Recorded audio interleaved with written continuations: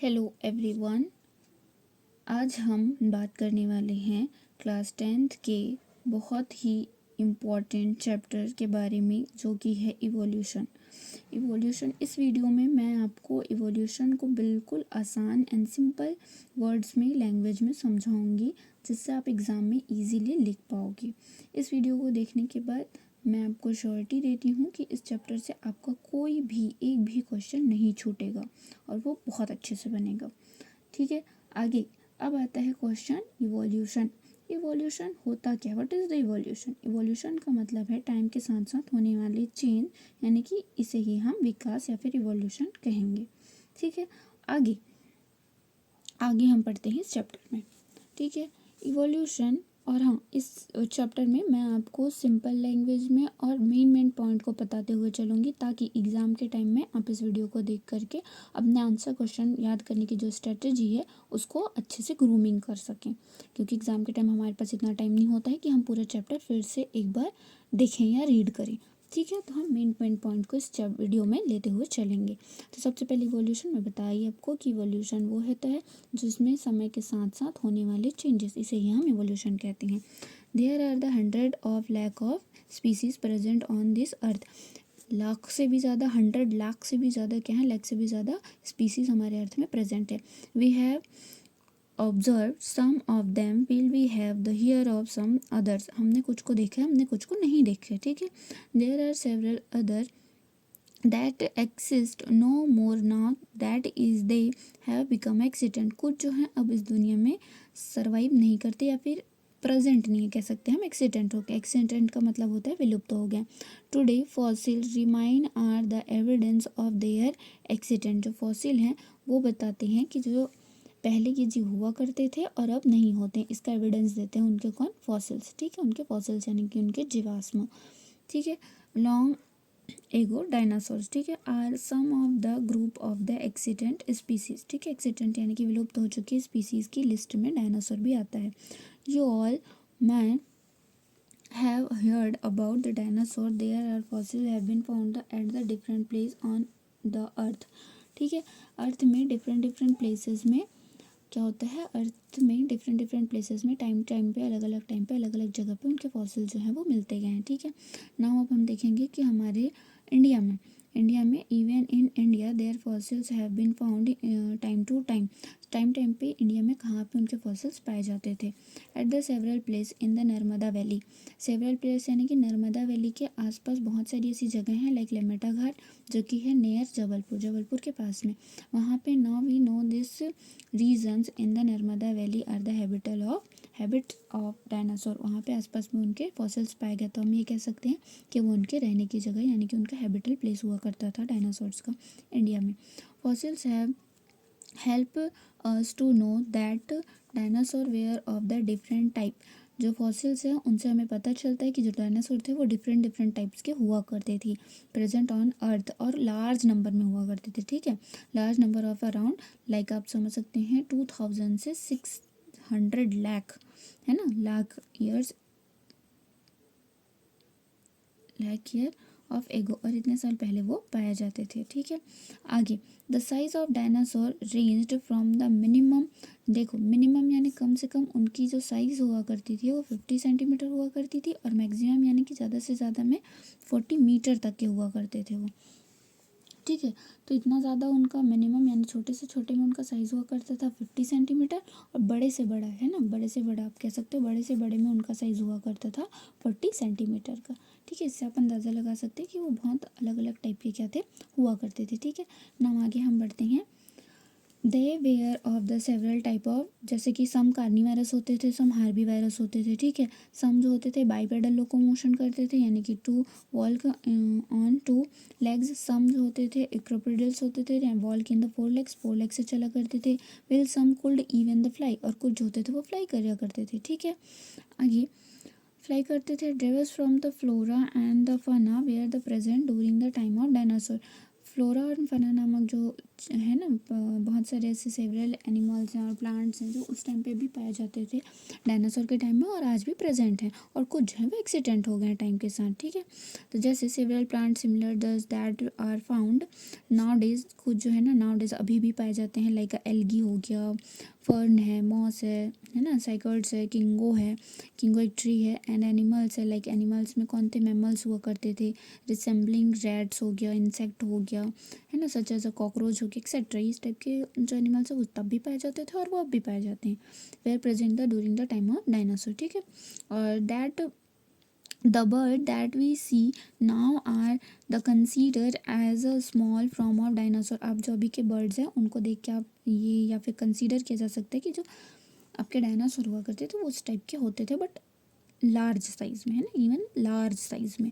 This list में the accident even the further, इसमें से कुछ जो है एक्सीडेंट है और कुछ जो है ज़्यादातर चीज़ें जो है वो प्रेजेंट हैं, ठीक है। आगे अब ये तो हो गया हमारा, आगे हम नेक्स्ट अपना देखते हैं नेक्स्ट पॉइंट में। Now next point हमारा habit and its effect। You have studied in the chapter on the habitat in the class 9। आपने चैप्टर 9 में 9th क्लास में चैप्टर में पढ़ा है हैबिट एक चैप्टर था। हैबिट का मतलब होता है उनका आदत, ठीक है, रहने की जगह। Is a place where the species needs the food, reproduction and safety, ठीक है। देखो हैबिटल किस चीज़ को इफेक्ट करता है, रिप्रोडक्शन, फूड एंड सेफ्टी, यानी कि जहाँ पे आपको फूड मिलेगा और प्लस सेफ्टी मिलेगी एंड वहीं पे तो आप रिप्रोडक्शन करेंगे ना। तो रिप्रोडक्शन, सेफ्टी एंड फूड, ये तीनों चीज़ें ही किसी भी एनिमल के हैबिट को क्या करती हैं, इफ़ेक्ट करती हैं, ठीक है। अगर फूड मिल रहा है, अगर सेफ्टी नहीं है, तब भी वो हैबिटल प्लेस नहीं बन सकता, ठीक है। और भाई जहाँ पे फूड नहीं है, सेफ्टी नहीं हुआ, तो रिप्रोडक्शन तो पॉसिबल ही नहीं है, ठीक है। तो ये तीन चीज़ें बहुत ज़्यादा इंपॉर्टेंट होती हैं किसी भी चीज़ के हैबिटल के लिए, और हैबिटल ये जो होता है वो बहुत ज़्यादा इफेक्ट करता है किसी भी एनिमल के लाइफ सर्वाइव को, ठीक है, सर्वाइवल को। तो अगर इन चीज़ें मिलती हैं F any living organism is fulfilled, तो अगर ये चीज़ें मिलती है किसी भी ऑर्गेनिज्म को तो वो इजीली सर्वाइव करेगा और अपनी क्या कह सकते हैं, अपनी जो जनसंख्या है या अपनी पॉपुलेशन है उसको वो बढ़ाएगा, ठीक है। व्हेन डायनासोर आर द, ठीक है, तो डायनासोर को भी हम यही कह सकते हैं कि जैसे जैसे टाइम बढ़ा होगा, विकास हुआ, इवोल्यूशन हुआ, तो डायनासोर की फूड रिक्वायरमेंट बढ़ी होगी, फूड रिक्वायरमेंट के साथ साथ उनकी सेफ्टी भी ख़तरे में आई होगी और उनके रिप्रोडक्शन में भी दिक्कत होगी। दैट्स अगर फूड नहीं मिलेगा और फूड मिल भी रहा है, सेफ्टी नहीं मिलेगी तो रिप्रोडक्शन नहीं होगा, रिप्रोडक्शन नहीं होगा तो पॉपुलेशन घटेगी, पॉपुलेशन घटेगी तो किसी भी एनिमल की हो जो जनसंख्या है या उनकी पॉपुलेशन है, उनकी पूरी की स्पीसीज़ है, वो ख़त्म हो सकती है। जैसे कि हम देख ही रहे हैं नाउ डेज़ में जो टाइगर्स हैं उनमें कितना ज़्यादा गिरावट आ गया है, ठीक है। और वो भी किस वजह से, सिर्फ उनके फूड नहीं मिल रही है, उनको सेफ्टी नहीं है और उनका रिप्रोडक्शन नहीं हो पा रहा है, ठीक है। इस वजह से ही जो लायंस हैं या टाइगर हैं उनकी भी जो जनसंख्या है, उनकी स्पीसीज़ है, वो आज बिल्कुल एक्सीडेंट होने के कगार पे आ गई हैं, ठीक है। आगे हम देखते हैं, we observe the presently that the population of some species is increasing at the fast rate while that of some other is the declining rapidly। As for example, the number of tiger in our country are the reducing at such the fast place that they are at the edge of the extinction। देख सकते हैं आप कुछ जो species हैं वो population बहुत ज़्यादा बढ़ रही हैं, लाइक आप सबसे ज़्यादा किसकी पॉपुलेशन बढ़ रही है, ह्यूमंस की पॉपुलेशन बहुत ज़्यादा बढ़ रही है ना। और जो है इसी वजह से हम ह्यूमंस जो हैं नेचुरल रिसोर्सेज को ख़त्म कर रहे हैं, हम अदर एनिमल्स के रहने की जगहों को ख़त्म कर रहे हैं ना। इस वजह से जो अदर एनिमल्स हैं उनके हैबिटल में इफेक्ट हो रहा है, उनके हैबिटल में इफेक्ट होगा देन वो क्या हो जाएंगे, एक्सटेंट हो जाएंगे, उनको फूड नहीं मिलेगी, उनको सेफ्टी नहीं मिलेगा, तो रिप्रोडक्शन तो हो ही नहीं पाएगा, ठीक है। फॉर एग्जांपल अभी जैसे हमने यहाँ पे पढ़ा तो टाइगर्स जो हैं हमारी कंट्री में बहुत ज़्यादा रैपिडली यानी कि रिड्यूसिंग हो रहे हैं, उनकी जो जनसंख्या है वो धीरे धीरे एक्सटिंक्शन के करीब आ गई है, विलुप्ति के कगार पर आ गई है, ठीक है। तो आगे हम आगे बढ़ते हैं। इसी तरीके से बहुत सारे ऐसे हैं। The same thing is the happening with the vultures हो गए, स्पैरो हो गए, सर्टन अदर एनिमल्स हैं, बहुत सारे एनिमल्स हैं, लाइक अब तो क्रॉस भी नज़र नहीं आते हैं, जो कावें होते थे पहले कितने ज़्यादा होते थे, बट अब के टाइम पे हम उनको देखना बहुत ही ज़्यादा रेयर हो गया है। On other hand human population is increasing at such the fast pace that there in the rapidly fall in the availability of the resources in the human habits. Human habits आप देख सकते हो, population of humans कितना ज़्यादा increase हो रहा है ना, रैपिडली मतलब बहुत ज़्यादा तेज़ी से आगे बढ़ रहा है। और जो अवेलेबिलिटी है यानी कि ह्यूमन हैबिट्स की, रिसोर्सेज की, वो धीरे धीरे क्या हो रहे हैं, कम हो रहे हैं। जितनी तेज़ी से जनसंख्या बढ़ रही है उतनी तेज़ी से तो फूड की रिक्वायरमेंट्स नहीं बढ़ पाएगी। ठीक है, तो आगे इसमें है, इसमें दो आपको नीचे की तरफ पे दो ग्राफ दिया हुआ है, इसको मैं आपको थोड़ा समझा देती हूँ। दो ग्राफ यहाँ पे दिया हुआ है, एक है फूड रिसोर्सेज का और एक है आपका अनकंट्रोल पॉपुलेशन ग्रोथ। एक है फूड रिसोर्स का, एक है uncontrol population growth. Food resource यहाँ देख सकते हैं आप, लिखा है amount of food resources, amount of food resources, ठीक है, ऊपर की तरफ जा रहा है और नीचे की तरफ है टाइम। तो आप देख सकते हैं अमाउंट ऑफ फूड रिसोर्सेज और ये टाइम है, जैसे जैसे टाइम बढ़ रहा है फूड रिसोर्सेज धीरे धीरे बढ़ रहे हैं ना। और फूड को बढ़ने में, जैसे कोई भी आप क्रॉप्स लगा रहे हैं तो उनको एक टाइम होता है, टाइम पीरियड्स होता है, उसकी जैसे ये धीरे धीरे बढ़ रहे हैं। ठीक है, टाइम के साथ इनमें स्लो ग्रोथ हो रही है। बट यहीं हम दूसरा ग्राफ देखते हैं जो कि अनकंट्रोल पॉपुलेशन ग्रोथ, जो कि ह्यूमंस में हो रही है। तो ये पॉपुलेशन है और ये टाइम है। तो आप देख सकते हैं टाइम के साथ में पॉपुलेशन ग्रोथ जो है वो बहुत ही रैपिडली क्या कर रही है, बढ़ रही है। और आप खुद इस चीज़ को ऑब्जर्व कर सकती हैं। ठीक है, तो नाउ आगे हम बढ़ते हैं।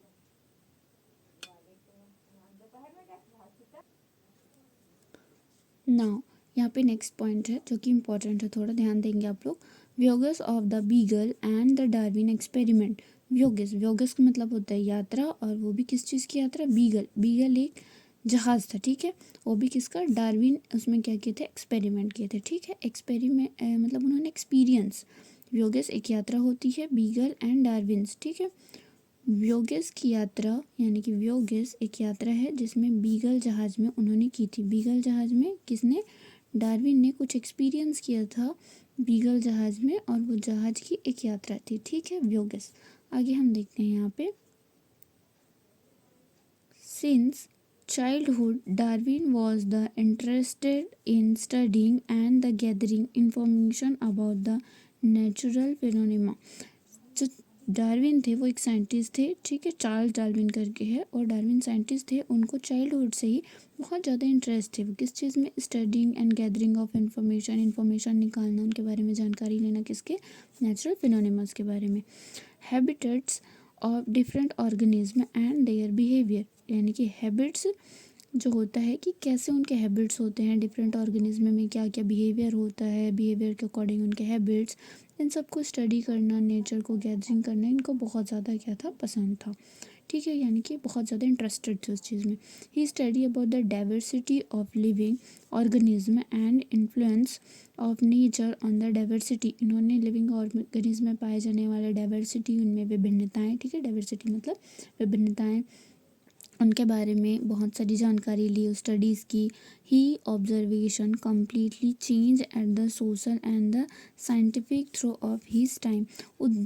उस टाइम पे जब उन्होंने ऑब्जर्वेशन किया, व्योगस की है ना, व्योगस में, बीगल में उन्होंने यात्रा की, तो उस यात्रा ने बहुत ज़्यादा क्या किया, चेंज किया किस चीज़ को, साइंटिस्ट के सोशल एंड द साइंटिफिक जो सोचने और समझने की क्षमता थी, उस चीज़ को उन्होंने बहुत ज़्यादा क्या किया, चेंज किया। ठीक है, आगे है हमारा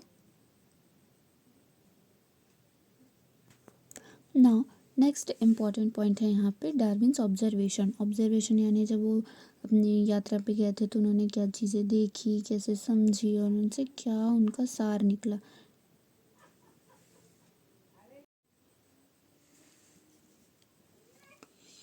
इन द ईयर 1831 में Darwin got opportunity to travel around the world on an survey expending by the ship. उन्होंने शिप में जो यात्रा की थी तो उनको एक अपॉर्चुनिटी मिली। अपॉर्चुनिटी का मतलब होता है मौका, जो कब मिला, 1831 में। ठीक है, अराउंड करने का यानी कि पूरे वर्ल्ड में ट्रैवल करने का उनको मौका मिला। ठीक है, किसमें, उनके शिप का नाम था HMS beagle.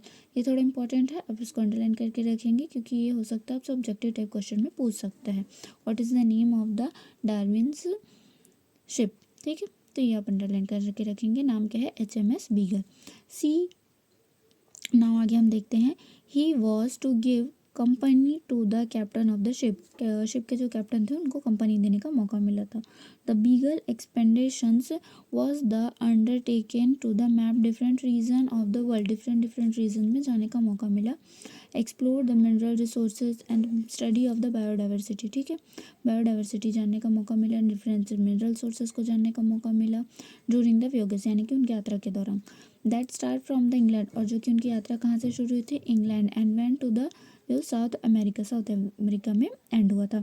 Darwin found a chance to the roam around the different island of the world, world के डिफरेंट आइसलैंड में उनको जाने का मौका मिला था।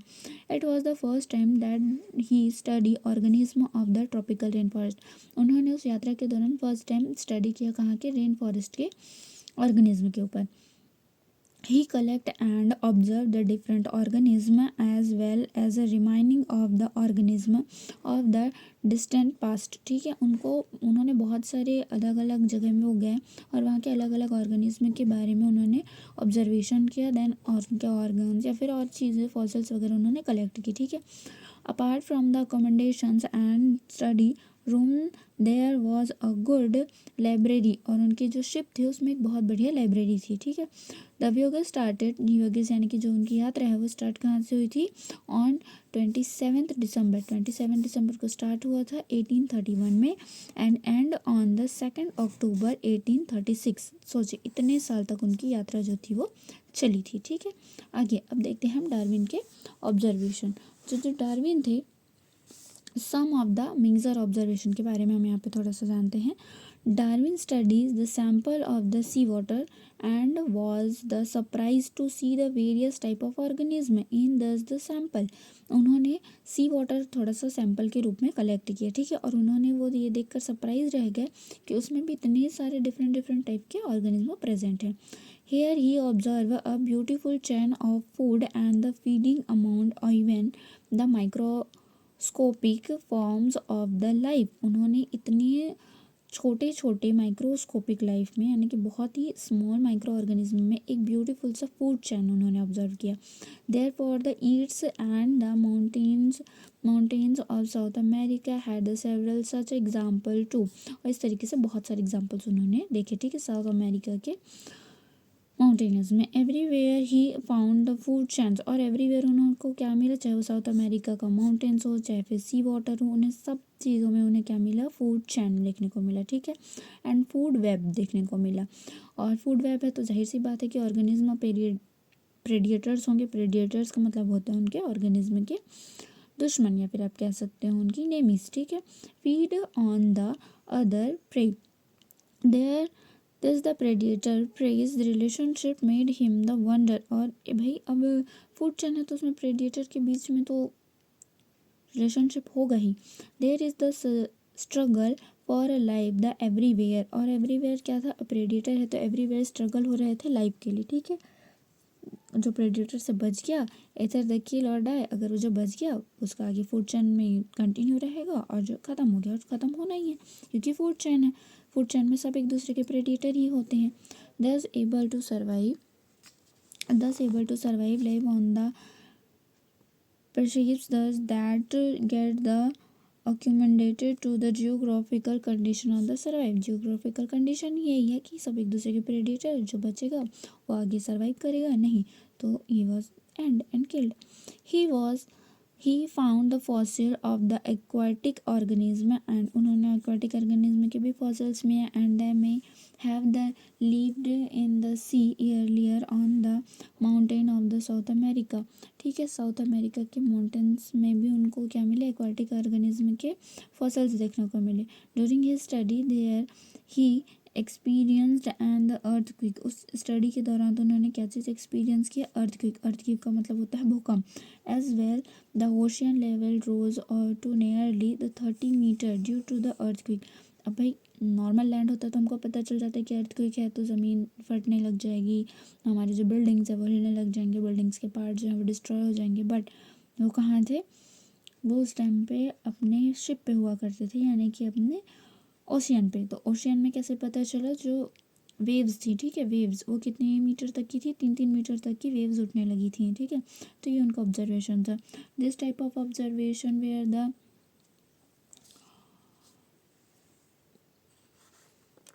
This type of observation where the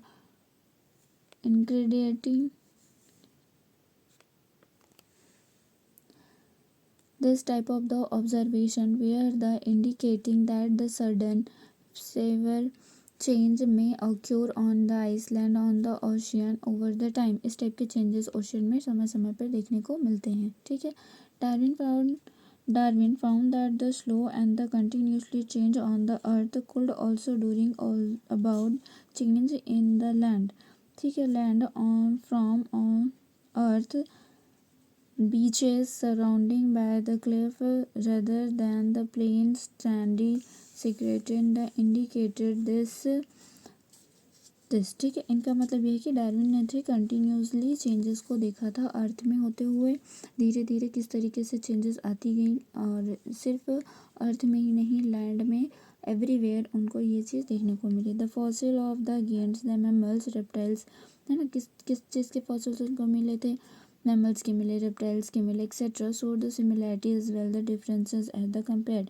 अब हम उनको कंपेयर करेंगे तो उनमें सिमिलैरिटीज़ भी थी एंड उनमें बहुत तरीके के डिफरेंसेस भी देखने को मिले विद द एक्सटेंट ऑर्गेनिज्म. ठीक है. जो ऑर्गेनिज्म अब इस दुनिया में नहीं है उनके बारे में.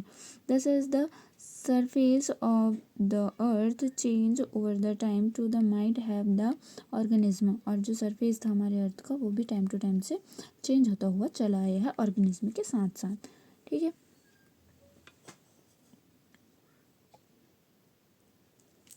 नाउ डू यू नो यहाँ पे कुछ दिया है, इसको मैं थोड़ा सा आपको एक्सप्लेन कर देती हूँ.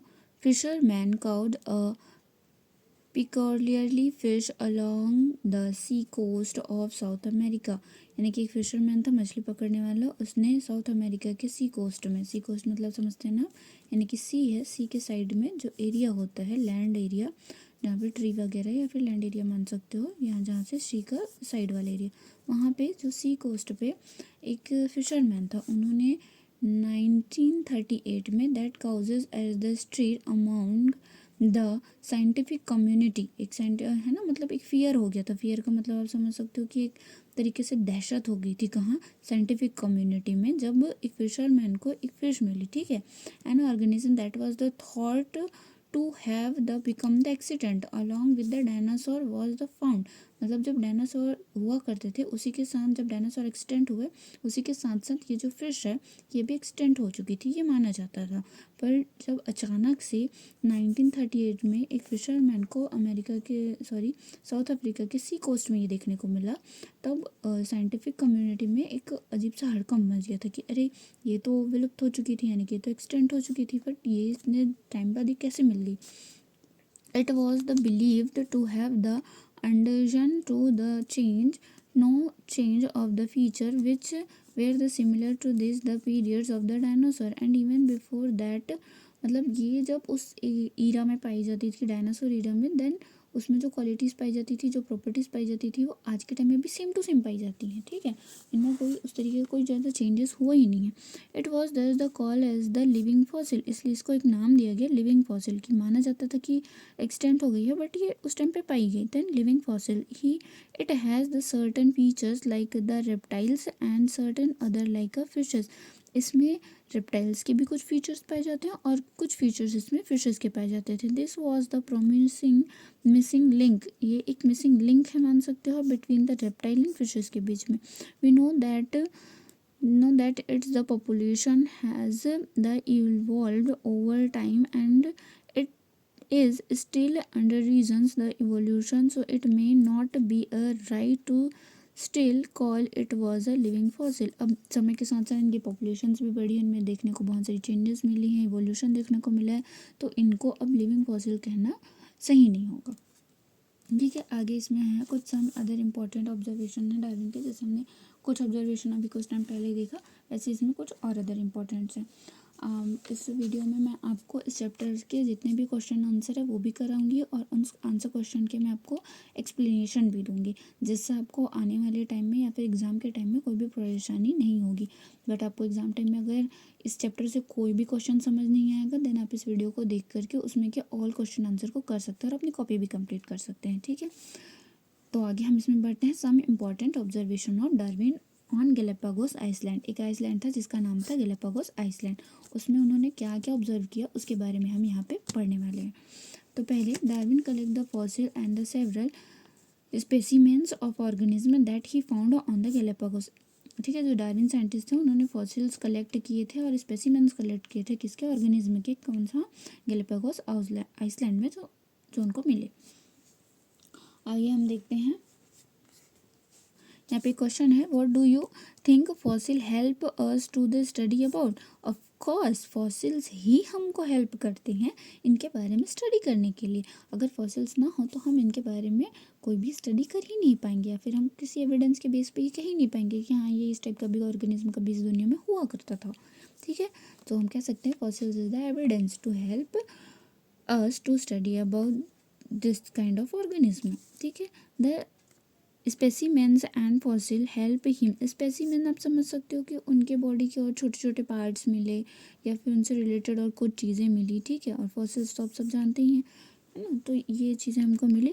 To study and the compare from of the present organism with those of the part as for example he observed that the armadillo एक एनिमल है, of the parts were the large in size than the of the present see figure 6। आप इस figure में देख सकते हैं। ठीक है, यहाँ पे ये कह रहे हैं कि फॉसिल्स और स्पेसिमेन की मदद से हम अभी प्रेजेंट में जो एनिमल्स ऑर्गेनिज्म हमारे पास हैं उनसे हम कंपेयर कर सकते हैं और ये देख सकते हैं कि उनसे वेल डेवलप थे या उनसे कम डेवलप थे, या क्या फीचर्स अभी के एनिमल्स में और कौन से फीचर्स तब के एनिमल्स में हुआ करते थे, उन चीज़ों को। ठीक है, armadillo has the changed over the time, और आर्मडिलो में भी किस तरीके से टाइम के साथ साथ चेंजेस आई। ठीक है, ये डार्विन कहते हैं और उस चीज़ को उन्होंने इस चैप्टर में अच्छे से बताया है। अभी आप पीछे मैं आपको एक इमेज दिखाऊंगी, उसमें आपको ज़्यादा अच्छे से समझ आ जाएगा। ठीक है, अब इस यहाँ पे जो फिगर दी होगा उसमें क्या क्या चीज़ें बताई गई हैं। डिफरेंट ऑर्गेनिज्म हैं जैसे ऑब्जर्व्ड बाय द डार्विन ने जो ऑब्जर्व किया था गैलापागोस आइसलैंड में उसके बारे में। माउंटेनर लिजार्ड, ठीक है, लिजार्ड है माउंटेन में पाया जाने वाला, जो कि कितना होता था, 60 सेंटीमीटर से 100 सेंटीमीटर तक होता था। डक लाइक है ना, बूबीज बर्ड्स पाई गई, डक लाइक बूबीज बर्ड यानी बड़ी बड़ी, उसके जिनका जो साइज़ था वो कितना था, 70 सेंटीमीटर से 90 सेंटीमीटर तक का हुआ करता था। कैक्टस था जो कि का साइज़ क्या था, 600 से 700 सेंटीमीटर। फिंचेस थी जो 10 से 20 सेंटीमीटर तक की थी। टॉर्टोइज थी जो 120 से 150 सेंटीमीटर तक की हुआ करती थी। ठीक है, तो यहाँ पे आपको दिखाया गया है। आगे हम देखते हैं, Darwin had collected fossils of the molluscs like snail की भी उन्होंने फॉसिल कलेक्ट की, रेप्टाइल्स की, मैमल्स की, एक्सेट्रा की। ठीक है, as well as the specimen of there the accident from the fossils are important as they often the provide the evidence of the mutual relationship between the organism. ठीक है, fossils के through उन्होंने ये बताया कि किस तरीके से म्यूचुअल रिलेशनशिप पाया जाता था ऑर्गेनिज्म के बीच में। ठीक है, of the past and the present as well the between the organism present now. जैसे पास्ट में किस तरीके से ऑर्गेनिज्म पाए जाते थे कौन कौन सा, और अभी प्रेजेंट में किस तरीके के और कौन कौन से ऑर्गेनिज्म पाए जाते हैं, उन सारी चीज़ों को उन्होंने बताया उनके अपने फॉसिल्स और स्पेसिमेन के थ्रू। ठीक है, well study about the finches of the Galapagos island, ये बहुत इंपॉर्टेंट है और फिंचेस के बारे में क्वेश्चन आते ही हैं। ठीक है, इनसे रिलेटेड क्वेश्चन आते हैं तो आप थोड़ा ध्यान देंगे फिंचेस के बारे में। ठीक है, नाउ मैं आपको बताती हूँ, well studying about the finches. Finches एक बर्ड है, ठीक है, एक बर्ड है जिसका नाम फिंचेस है। द गैलापागोस आइलैंड, जो गैलापागोस आइसलैंड में पाई गई। Darwin was the simply amaze to see the variation among them, उनमें वेरिएशन देख के यानी कि उनमें पाए जाने वाली विभिन्नता देख के जो डार्विन थे वो सरप्राइज रह गए। Finches the bird similar to the sparrow, अभी की जो स्पैरो हैं उनसे सिमिलैरिटी शो करती हैं ऑफ आवर कंट्री। ठीक है, Darwin had the studies nearly the 15 finches species, उन्होंने 15 फिंचेस स्पीसीज के उन्होंने स्टडी किया था। As he observe the finches of the different island as well as the mainland he found certain variations in the spread of the basis similarity among them, उन्होंने उनमें बहुत सारी variation देखी, जैसे आप कह सकते हो कि किसी की बर्ड, खास करके उन्होंने जो फिंचेस बर्ड में देखा वो उनके हैबिट्स के अकॉर्डिंग उनमें पाई जाने वाली जो क्वालिटीज़ थी वो चेंज हो गई, ठीक है। जिस तरीके से हैबिटल बदलता गया उसके अकॉर्डिंग, उसके अनुसार उनमें अलग अलग कैरेक्टर्स देखने को मिली, जैसे कि मैं आगे आपको बताने जा रही हूँ। अब देखेंगे यहाँ पे आर्मडिलो, ठीक है। यहाँ आप देख सकते हैं ये भी आर्मडिलो है और ये भी हमारा क्या है, आर्मडिलो ही है, ठीक है। प्रेजेंट और एक्सटेंट में दोनों में आपको बहुत ज़्यादा डिफरेंसेस देखने को मिलेंगी, ठीक है।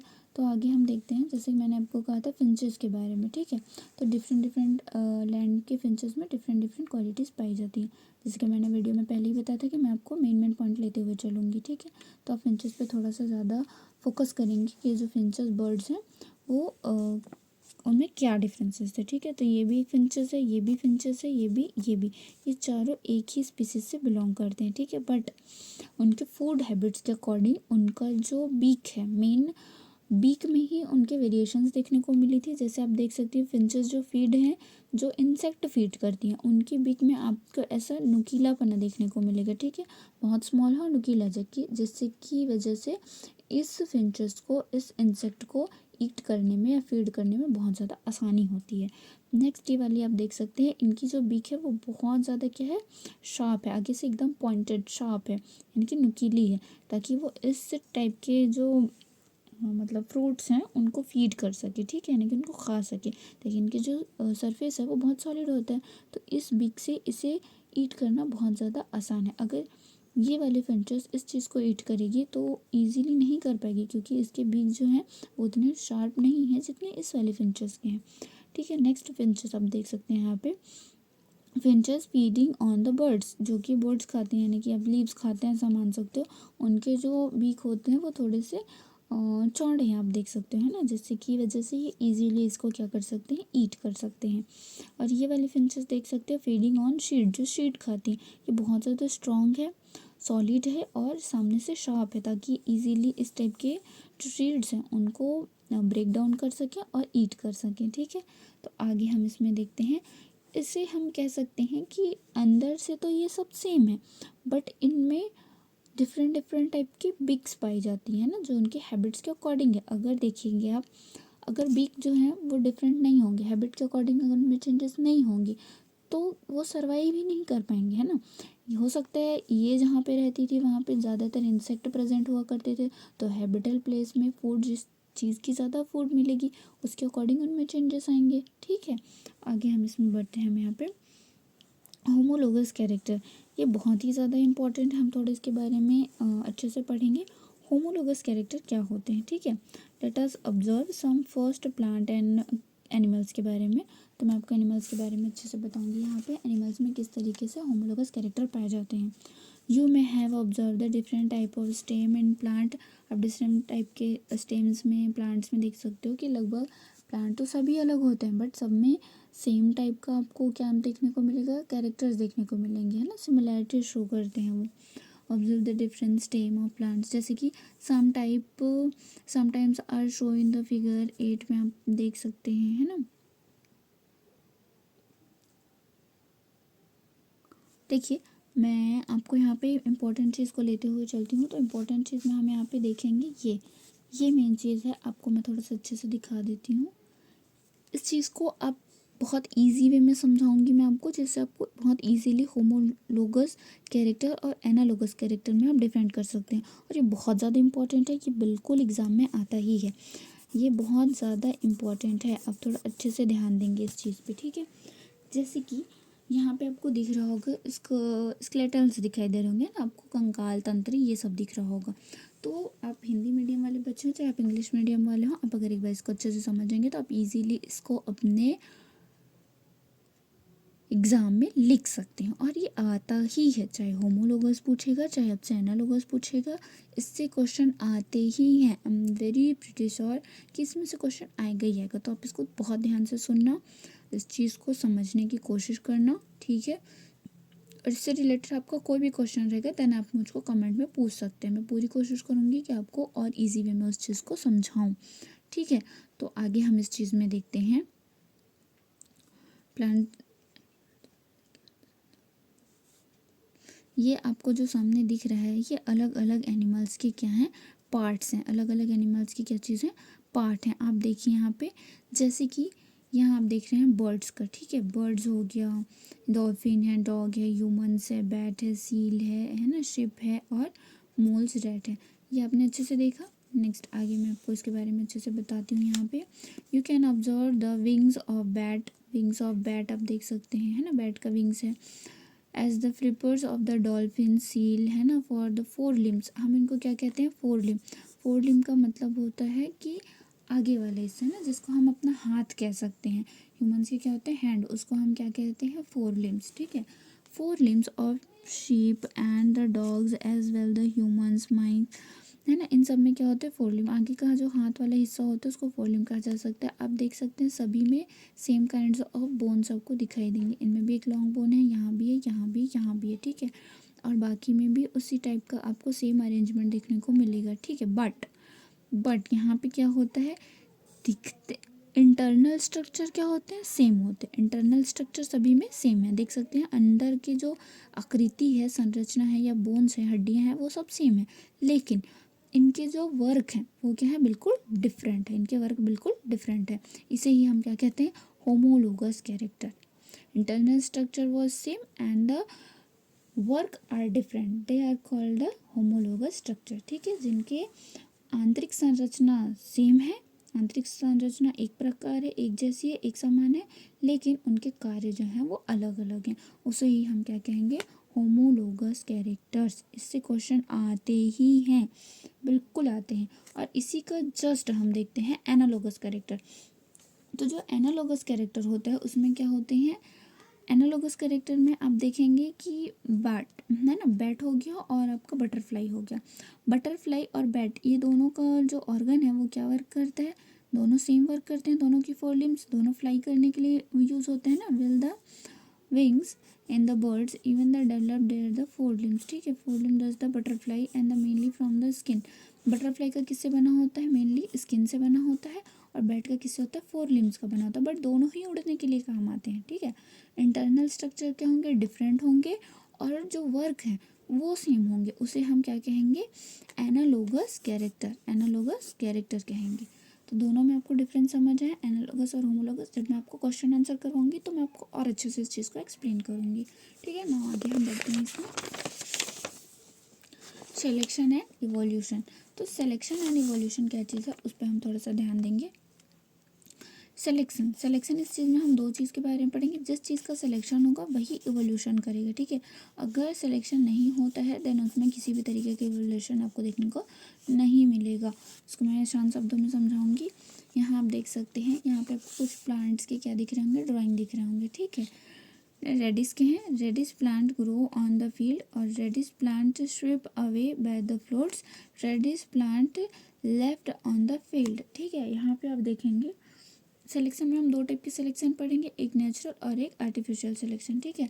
और इससे भी क्वेश्चन आते हैं, ये भी इंपॉर्टेंट है। जैसे होमोलोगस एनालोगस है उसी तरीके से सिलेक्शन में भी क्वेश्चन आते हैं कि ये आर्टिफिशियल सिलेक्शन है या फिर आपका नेचुरल सिलेक्शन है। तो नेचुरल सिलेक्शन को आपको इस ड्राइंग के थ्रू मैं समझाने की कोशिश करती हूँ। यहाँ पे दिया है रेडिश का प्लांट, आप देख रहे हैं बहुत सारे प्लांट लगाए हुए हैं, बट यहाँ पे क्या आ गया, फ्लोट्स आ गया। फ्लोट्स यानी कि बाढ़ आ गया। तो बाढ़ आने की वजह से कुछ जो प्लांट्स हैं वो बह गए, कुछ जो प्लांट्स हैं वो बह गए।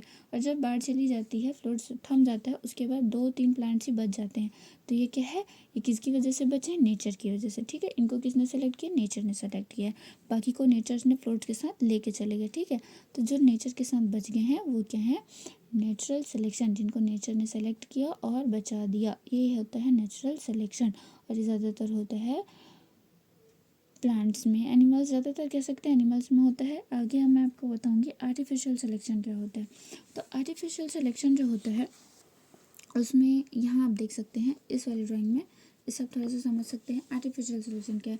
आर्टिफिशियल सिलेक्शन का मतलब ये होता है सिलेक्शन वो जिसको ह्यूमंस अपने अकॉर्डिंग, अपने नीड्स के अकॉर्डिंग, है ना, चेंजेस कर दें, चेंजेस करके उनमें नई ब्रीड्स बनाए। जैसे आज के डेट में आप हाइब्रिड जानते हो, तो जितने भी हाइब्रिड्स होते हैं उनको इंसान ने अपनी नीड्स के अकॉर्डिंग बनाया है, ठीक है। जिस जिस चीज़ की उनको ज़रूरत होती है उसके अकॉर्डिंग उसमें क्वालिटीज़ डाल देते हैं और क्वालिटीज़ डाल के उस चीज़ का फॉर्मेशन करते हैं, ठीक है। तो वो होता है आर्टिफिशियल सिलेक्शन। ज़्यादातर ये आजकल artificial selection has the lead of the evolution of the different varieties of rice. Different varieties की राइस पाई जाती हैं। आप खेती किसानी वाले फील्ड से हैं, आप सभी बच्चे जानते होंगे कि खेतों में कितनी अलग अलग किस्म की जो राइस है वो क्या करते हैं, बनाए मतलब उगाई जाती है, ठीक है। तो वो सब आज की डेट में क्या है, आर्टिफिशियली है। वीट हो गया, गेहूँ है, अलग अलग किस्म की गेहूँ आती है। There she is today different type of vegetables हो गए, फ्रूट्स हो गए, है ना। Develop this in the way. सबको आर्टिफिशियल सिलेक्शन के थ्रू क्या किया जाता है, डेवलप्ड किया जाता है। आज आप कैबेज जानते हैं, कैबेज भी एक आर्टिफिशियल सिलेक्शन के थ्रू बनाया गया है। कॉलीफ्लावर को भी आर्टिफिशियल सिलेक्शन के थ्रू बनाया गया है ना। इसी तरीके से ब्रोकली हो गया, मस्टर्ड सीड्स हो गए, रेडिश रूट है, इन सबको अपनी नीड्स के अकॉर्डिंग क्या किया गया है, हाइब्रिड स्ट्रीम है। तो इन सबको अपनी ज़रूरत के हिसाब से इंसानों ने बनाया है, तो इसको हम क्या कहेंगे, आर्टिफिशियल सिलेक्शन, ठीक है। अगर आपको समझ नहीं आएगा तो आगे मैं आंसर क्वेश्चन में और अच्छे से बताऊंगी, तब आप और अच्छे से समझ लेना। नेक्स्ट है हमारा थ्योरी ऑफ इवोल्यूशन। ये बहुत इंपॉर्टेंट है, इससे तो बिल्कुल क्वेश्चन पूछा ही जाता है, तो आप इसको बहुत ध्यान से सुनना कि क्या होता है theory of evolution. Darwin and Wallace together suggested of the, Darwin और वॉलेंस दो साइंटिस्ट थे जिन्होंने सजेशन किया based on the evidence of the reason, जो स्टडी के दौरान उनको एविडेंस मिले थे उसके थ्रू पे। Variation found in organism let the diversity in the ability, ठीक है, कि उनमें क्या क्या वेरिएशंस पाए गए ऑर्गेनिज्म में और उनमें क्या क्या डाइवर्सिटी हुई और एबिलिटी क्या थी। Then the survival of nature, some live long will the others and the sports period short period of the time, some the produce more offspring while other produce the less of the springs. Population of this that have the greater ability to survive more have more changes of evolving one the others. यानी कि ये कह रहा है कि उन animals, वो animals बचे या उनकी पॉपुलेशन जो थी वो बढ़ी जिन ऑर्गेनिज्म में। नेक्स्ट पॉइंट है process of speciation on the basis of theory of evolution, कि थ्योरी ऑफ इवोल्यूशन के कुछ बेसिस हैं, जैसे कि अडॉप्टेशन एंड स्पेशिएशन। अडॉप्टेशन मतलब हम समझते हैं गोद लेना, ठीक है, नॉर्मल भाषा में कहते हैं हमने किसी को अडॉप्ट कर लिया, यानी कि गोद ले लिया। तो वैसे ही अडॉप्टेशन एंड स्पेशिएशन, तो स्पीसीज़ में किस तरीके से अडॉप्टेशन होता है उसके बारे में। We have study that the beaks of finches show the variation according to the availability of the food resources. तो जो फिंचेस बर्ड थी उनमें हमने क्या देखा है, उनमें हमने बहुत सारे वेरिएशन देखे, किसमें, उनके बीक्स में, ठीक है। सबसे पहले बीक्स में देखा, तो बीक्स में जो हमने देखा है उसके अकॉर्डिंग क्या था कि उनको जिस टाइप का फूड मिलता था, है ना, जिस टाइप का फूड अवेलेबल था उसके अकॉर्डिंग उनमें क्या पाया गया, वेरिएशन पाया गया, ठीक है। अब जैसा फूड जैसा देश वैसा भेष, आपने सुना होगा, तो जैसा फूड उसके अकॉर्डिंग उनके बीक थे। अब आप देखेंगे एक छोटी सी जो बर्ड होती है उसमें स्मॉल बीक इस तरीके से पाया जाता है, जो कि क्या करता है, दाने को चुग करके खाता है ना, दाने को छोटे छोटे दाने उठा के खाता है, उसकी बीक कैसी होती है, छोटी सी होती है। अब वहीं अगर हम देखें कि जो वाली बर्ड्स होती हैं जो कि फिश खाती हैं, उनकी बीक्स में आपने देखा होगा वो कुछ इतनी लॉन्ग होती हैं, ठीक है, ताकि वो इजीली उसको क्या कर सके, वन फिश, सिंगल फिश को अपने बीक में क्या कर सके, कैरी कर सके, ठीक है। और ये बीक, इसका बीक क्या होता है, छोटा सा होता है, ताकि नीचे गिरे हुए छोटे दानों को क्या करे, इजीली खा सके। अब आपने पैरोट देखा होगा, ठीक है, पैरोट की जो बीक होती है वो कुछ इस शेप में होती है, लाइक दिस टाइप ऑफ, ताकि वो किसी भी चीज़ को क्या कर सके, लाइक किसी फ्रूट को ऐसे कट करके अच्छे से ऐसे खा सके, ठीक है, कुछ इस तरीके से होती है उसकी बीक, ठीक। तो ये उनमें हो गया, आई होप ये आपको समझ आया होगा। नेक्स्ट हमें यहाँ पे जैसे अडॉप्टेशन के बारे में एक चीज़ और बता दी मैं आपको।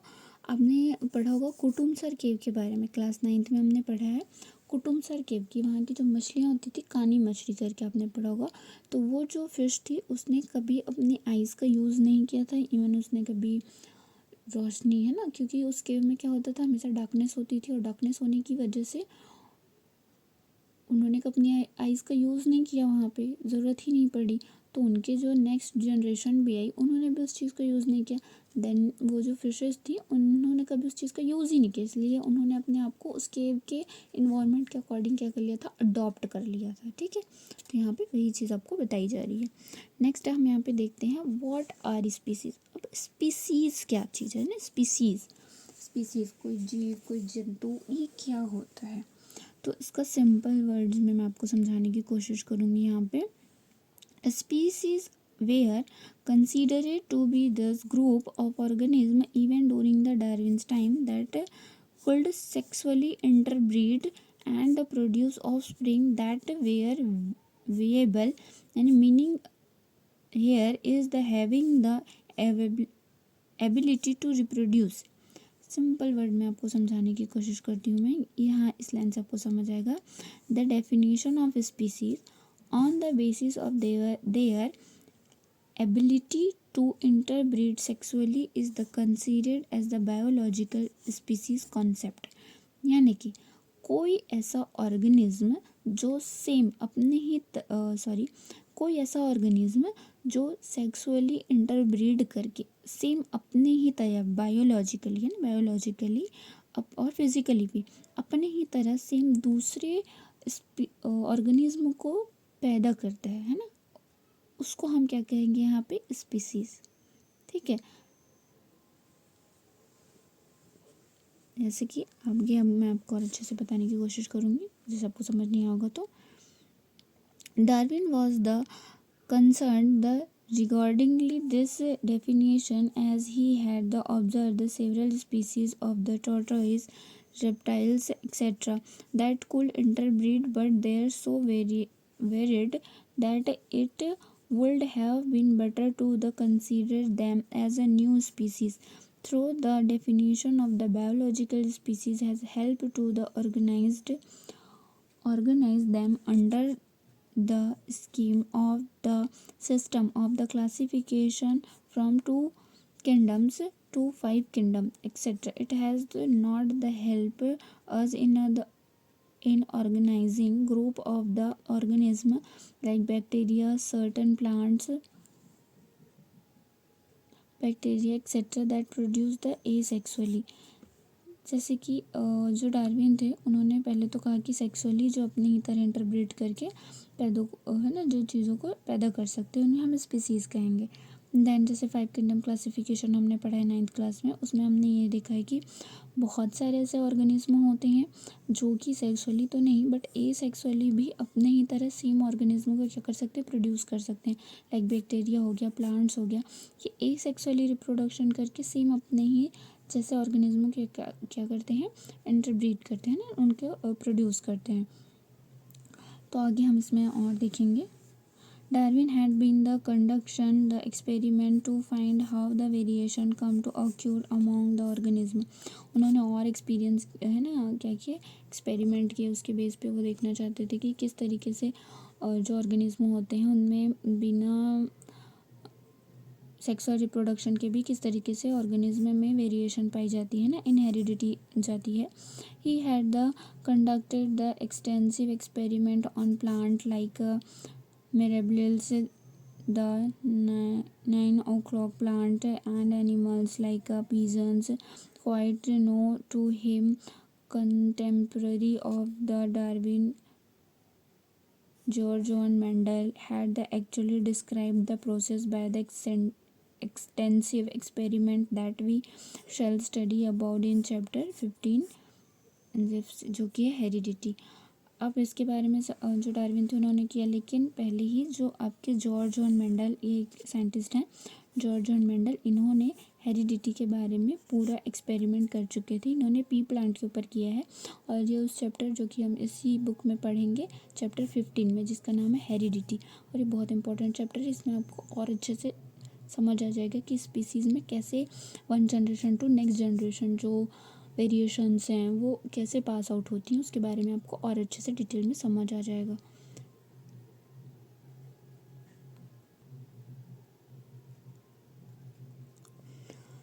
नाउ ये चैप्टर हमारा यहाँ पे कंप्लीट होता है। आपको अगर इस चैप्टर में कहीं पे भी कोई भी डाउट है देन आप मुझे कमेंट कर सकते हैं। कमेंट में आप अपनी क्वेरीज, अपने क्वेश्चन जो भी हैं आप मुझे बता सकते हैं, और नेक्स्ट वीडियो में मैं इस चैप्टर के सारे आंसर क्वेश्चन का भी एक्सप्लेनेशन डालूंगी, तो आप उसमें से देख करके अपनी कॉपीज़ कंप्लीट कर सकते हैं। स्कूल में सारी जो भी आने वाले क्वेश्चन हैं इस चैप्टर से, उसको आप ईजीली फिर क्या कर पाएंगे, सॉल्व कर पाएंगे। ठीक है, thank you. Theory of evolution, Darwin and valence together. Darwin and valence ने एक साथ में सजेस्ट किया है, कुछ एविडेंस दिए हैं, जैसे कि है variation found in organism lead to the diversity in the ability of them to survive in nature. यानी कि वेरिएशन जो होता है ऑर्गेनिज्म में वो पाया जाना बहुत ज़्यादा इंपॉर्टेंट हो सकता है, या फिर कह सकते हैं जैसे कि डाइवर्सिटी चेंज होती रहती है। डाइवर्सिटी मतलब कि जैसे कि इन्वायरमेंट है हमारा, उसमें चेंजेस आते रहती हैं, तो उन चेंजेस के अकॉर्डिंग अगर ऑर्गेनिज्म में वेरिएशन या उनमें डाइवर्सिटी पैदा नहीं होती है देन कोई भी एनिमल जो है वो सर्वाइव नहीं कर सकेगा नेचर में। ठीक है, उसके बारे में उन्होंने फर्स्ट अपना यहाँ पे पॉइंट बताया है। ठीक है, किसी भी पॉपुलेशन, जैसे कि हम यहाँ से देखते हैं, population of this that the gathering ability to survive. किसी भी पॉपुलेशन को चाहे शॉर्ट पीरियड हो या फिर लॉन्ग टाइम हो, उनमें वेरिएशन होना बहुत ज़्यादा ज़रूरी है। क्योंकि जैसे आप देखते हैं अचानक से ठंड का सीज़न आता है, तो जब ठंड आने वाली होती है तब एकदम से तो ठंड नहीं बढ़ जाती है, धीरे धीरे करके ठंड बढ़ती है। तो जब ठंड धीरे धीरे बढ़ती है तो हमारी बॉडी क्या करती है, उस इन्वायरमेंट के अकॉर्डिंग अपने आप को एडजस्ट करती है, धीरे धीरे अडॉप्ट करती है ना, वेरिएशन लाती है कि हम उस ठंड को क्या कर सके, सह सके। और अचानक से अगर जैसी ठंड दिसंबर के महीने में पड़ती है, वो अगर एकदम स्टार्टिंग से पड़ना शुरू हो जाए तो एनिमल्स का, ऑर्गेनिज्मों का सर्वाइव कर पाना, इवन हमारा भी सर्वाइव कर पाना क्या हो जाएगा, बहुत ज़्यादा टफ हो जाएगा। ठीक है, तो इसीलिए ऑर्गेनिज्म में धीरे धीरे वेरिएशन, डाइवर्सिटी आती है, और आना बहुत इंपॉर्टेंट है, तभी वो क्या कर सकेगा, नेचर में क्या कर पाएगा, सर्वाइव कर पाएगा। ठीक है, और उनकी पॉपुलेशन जो है वो बढ़ेगी। ठीक है, तो आगे जैसे हम देखते हैं नेक्स्ट जो पॉइंट है, new varieties of organism may emerge suddenly from the pre-existent on due to the natural climates। Natural climate समझते हैं आप लोग, है ना, प्राकृतिक आपदा। नेचुरल क्लाइमेट की वजह से या फिर उसकी वजह से या उसके लिए सडनली ऑर्गेनिज्म में क्या हो जाती हैं, चेंजेस आते हैं, है ना, वेराइटीज न्यू आ जाती हैं। जैसे कि उनके पुराने जो होते हैं प्री एक्सटेंट, जैसे उनके पूर्वज हैं, तो उनमें वो चीज़ नहीं पाया गया, बट क्लाइमेट चेंज की वजह से, सडन चेंज की वजह से उनकी जो न्यू जनरेशन होती है उसमें कुछ वेरिएशंस पैदा हो जाते हैं। ठीक है, ये सेकंड पॉइंट में वो ये समझाना चाह रहा है। एंड थर्ड पॉइंट में आते हैं हम, various organism have had the similar ancestor and दस the evolutionary relationship may be the represented by a diagram showing the branches of tree। आप यहाँ पे देख सकते हो branches of tree, जैसे कि इस लाइन में कहना चाह रहा है जो डार्विन है वो, वेरियस ऑर्गेनिज्म यानी कि बहुत सारे ऑर्गेनिज्म में सिमिलैरिटी पाई जाती है उनके एंसेस्टर यानी कि जो उनके पूर्वज हैं। दस द इवोल्यूशनरी रिलेशनशिप, उनके बीच में क्या होते हैं, ऑर्गेनिज्म अलग अलग होते हैं बट उनके एंसेस्टर क्या होते हैं, सेम होते हैं। यानी कि पूर्वज एक है लेकिन अब उनकी जो नेक्स्ट जनरेशन है वो अलग अलग होती है। जैसे आपके पूर्वज हैं वो गाँव में रहते हैं, बट आपके जो ताऊ जी हैं या चाचा, आप किसी दूसरे कंट्री में चले गए और वो किसी दूसरे कंट्री में चले गए, फिर उनके बच्चे किसी और कंट्री में चले गए, वो किसी और कंट्री में चले गए। तो इस तरीके से जैसे एक ब्रांच बनता है, बट एंसेस्टर तो एक ही है ना, सबके एंसेस्टर सेम है, और बाकी अब दूसरे दूसरे जगह रहने चले गए तो वहाँ की वैराइटीज़ आप में आ जाएगी, आप वहाँ के अकॉर्डिंग अपने आप को अडॉप्ट कर लेंगे। तो बिल्कुल उसी तरीके से कुछ इस ट्री में भी समझाया गया कि पूर्वज एक है, एंसेस्टर एक है, बट उनके जो नेक्स्ट जनरेशन आई उस तरीके से वो अलग अलग, समझो आप अलग अलग कंट्रीज में जाके रहने लग गए। फिर वहाँ के अकॉर्डिंग, उस जगह की इन्वायरमेंट के अकॉर्डिंग उन्होंने अपने आप को क्या कर लिया, एडजस्ट कर लिया, अडॉप्ट कर लिया। तो फिर उनमें वेरिएशंस पैदा हो गई, फिर उनके जो चिल्ड्रन थे उनमें और वेरिएशन पैदा हो गई। तो इस तरीके से ये ट्री में समझाया गया है। ठीक है, आगे है यहाँ पे, variation are found in population of organism, only some variation or variable character pass on from one generation to the next। कुछ ही वेरिएशंस या कैरेक्टर्स होते हैं जो एक जनरेशन से दूसरे में चेंज हो करके क्या करते हैं, पास आउट होते हैं, या फिर पास आउट होते ही चले जाते हैं। जैसे एक जनरेशन में कोई चेंजेस आई तो ज़्यादातर प्रोबेबिलिटी है कि नेक्स्ट जनरेशन में वो जो चेंजेस हैं वो जाएंगी। ठीक है, तो वो चीज़ यहाँ समझाने की कोशिश हो रही है आपको। नेक्स्ट आगे हम बढ़ते हैं। यहाँ पे आप देख सकते हैं नेक्स्ट है उस ट्री को थोड़ा अच्छे से समझाया गया, तो आप यहाँ पे थोड़ा समझने की कोशिश करिएगा इस ट्री में। नेक्स्ट मैं आपको जैसे समझाती हूँ, यहाँ पे ये ट्री दिया हुआ है, ठीक है। Branches tree represented of Darwin in the context, वो एक कॉन्टेक्स्ट बताना चाहिए 5 किंगडम क्लासिफिकेशन, जो कि आपने 9th क्लास में बहुत अच्छे से पढ़ा है, ठीक है। जैसे आपको नहीं भी पता होगा देन मैं आगे आपको नेक्स्ट वीडियो में बता दूंगी। आप कमेंट कर दीजिएगा आपको नहीं पता है, तो मैं नेक्स्ट वीडियो में आपको 5 किंगडम क्लासिफिकेशन को थोड़ा अच्छे से एक्सप्लेन कर दूंगी। यहाँ पे क्या हुआ है 5 किंगडम क्लासिफिकेशन के बारे में कुछ थोड़ा उन्होंने ब्रांचेस के थ्रू बताया है। जैसे एक ट्री है ना, कोई एक ट्री होती है, उसका क्या होता है यहाँ पे रूट वाला एरिया होता है, रूट से क्या होता है स्टेम एरिया निकलता है जो कि पूरा फैला होता है, ब्रांचेस होती हैं। तो वैसे ही यहाँ पे आपको दिख रहा होगा स्मॉल क्या है माइक्रो ऑर्गेनिज्म, यानी कि सिंगल सेल ऑर्गेनिज्म, ठीक है, यूनिसेलुलर ऑर्गेनिज्म। तो इन यूनिसेलुलर ऑर्गेनिज्म आगे चल के क्या होंगे मल्टी सेलुलर हुए। कुछ जो हुए मल्टी सेलुलर होने के बाद उनमें भी अलग अलग वैरायटीज़ पाई गई, ठीक है। कुछ जो हो गया उनमें सेल वॉल का फॉर्मेशन हो गया, कुछ में वो विदाउट सेल वॉल रह गए, कुछ में फंगस बने, बैक्टीरिया बने, फिर उस तरीके से उनमें फिर और ज़्यादा चेंजेस पाई गई, ठीक है। फिर उनमें वर्टिब्रल कॉलम का फॉर्मेशन होगा, देन उन किसी में क्या होंगे विंग्स बने, किसी में वॉल करने के लिए फूड हुए, पैर है ना विंग्स आई। तो उस तरीके से यहाँ पे धीरे धीरे जो चेंजेस होते चले गए वो फिर पूरे ब्रांच की तरह एक ट्री में कन्वर्ट उन्होंने बताया ट्री बना करके, ठीक है। आगे आई होप कि आपको समझ आया होगा। नेक्स्ट हम यहाँ पे देखते हैं, ये ड्राइंग है या फिर कह सकती हूँ, यहाँ पे आप देखने की कोशिश करेंगे branches tree of evolution of finches showing the common ancestor. Common ancestor मतलब कि जो फिंचेस है, फिंचेस बर्ड आगे हमने पढ़ा था, तो ये जो फिंचेस बर्ड है ये है तो एक ही एंसेस्टर से ना, common ancestor from the South America mainland में साउथ अमेरिका में ये फिंचेस पाया जाता है। देन आप देख सकते हो इसके बच्चे हुए होंगे, ठीक है, हम ऐसा मानते हैं। तो इनके जो कुछ बच्चे हैं वो क्या हो गए वेरिएबल फिंचेस बने, कुछ जो हुए वो बेड ईस्टर फिंचेस बने, उसके बाद है कुछ जो है वो ट्री फिंचेस हुए, कुछ इंसेक्ट इंस्टेट हुए, कुछ जो हुए वो ग्राउंड फिंचेस हुए। अब वो ग्राउंड फिंचेस क्या हुआ, वो उनके भी जो बच्चे होते चले गए वो भी अलग अलग एरिया में मान लो चले गए।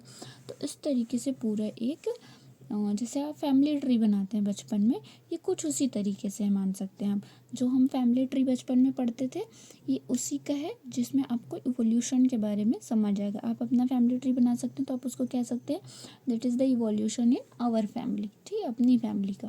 तो ये आपको आई होप समझ आ गया होगा। आगे हम देखते हैं यहाँ पे नेक्स्ट पॉइंट है हमारा अडॉप्टेशन, ठीक है। क्या है process of speciation on the basis of the theory of evolution, कि किस प्रोसेस के बेस्ड पे हो सकता है। जैसे फर्स्ट यहाँ दिया है अडॉप्टेशन है speciation. Adaptation and speciation, adaptation से आप समझ सकते हो अडॉप्ट करना, अडॉप्ट तो आप सभी जानते हो ना अडॉप्ट क्या होता है, तो अडॉप्टेशन। तो वैसे ही किसी भी चीज़ को हम गोद लेना समझ सकते हैं नॉर्मल भाषा में। तो वैसे ही हम अगर किसी चीज़ को अपने अंदर क्या कर लेंगे अडॉप्ट कर लेंगे। अडॉप्ट करना जैसे कि पहले अब मैं कुछ समझाने की कोशिश करती हूँ इसमें से।